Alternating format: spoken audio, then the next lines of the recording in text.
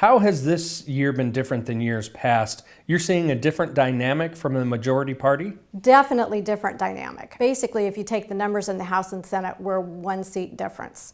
That has been huge. The dynamics are we've been able to kill a lot of bills just simply by placing amendments or indicating to the majority party we're going to have a lot of discussion on this bill. They've been very nervous on when we're going to do those types of actions and on what bills, and so there's been this kind of trepidation from the majority party, and it's just the dynamics have been very interesting. But the cool part of the thing has been, and I think this is what people really want to see from us, is more bipartisanship. Now, that doesn't mean that you're sacrificing your values to give that bipartisanship. It just means that the numbers are closer. It forces us to work together. It also forces us to think of the ideas that each other has, as potential amendments on a bill.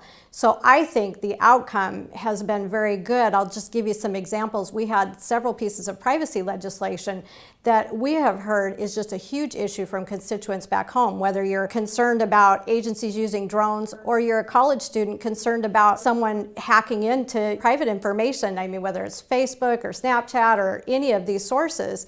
And I'll tell you what, we had some significant advancement in that area, and I think really shows what can happen when the numbers are close, and we really need to work together to address each other's concerns. So I think that has been a benefit to the citizens of Washington State. A couple of wolf bills made it through the legislative process, ones you sponsored or co-sponsored. Talk about those. So House Bill 1676 is a bill that I sponsored to allow University of Washington to study the wolf impacts on our ungulate herds. That's the formal term for deer, elk, and moose. And what that would do is they would actually expand an already existing study that they have on the Colville Indian Reservation. And so I'm excited about the work they're doing there and excited to see them expand their work. They believe there's enough wolf packs now that they can actually do this and get really good data on what the impacts are.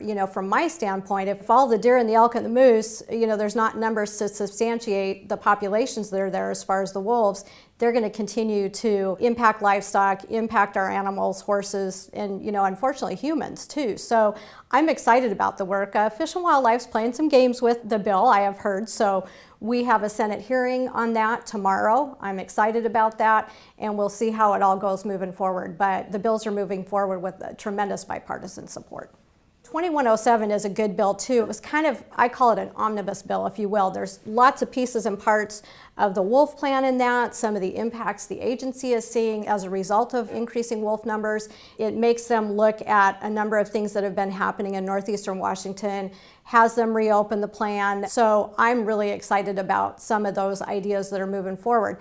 Unfortunately, none of these are quick fixes, for the constituents that I serve in northeastern Washington that are feeling these impacts. So we're still going to continue to work on some short-term things, but I think looking longer term, we know wolves are going to be there. And we're close to Idaho, we're close to British Columbia. These are things we're going to see regardless. So I think it's important to know what it also looks long-term, and so I'm hopeful that both of those bills are going to have a really good impact on that process.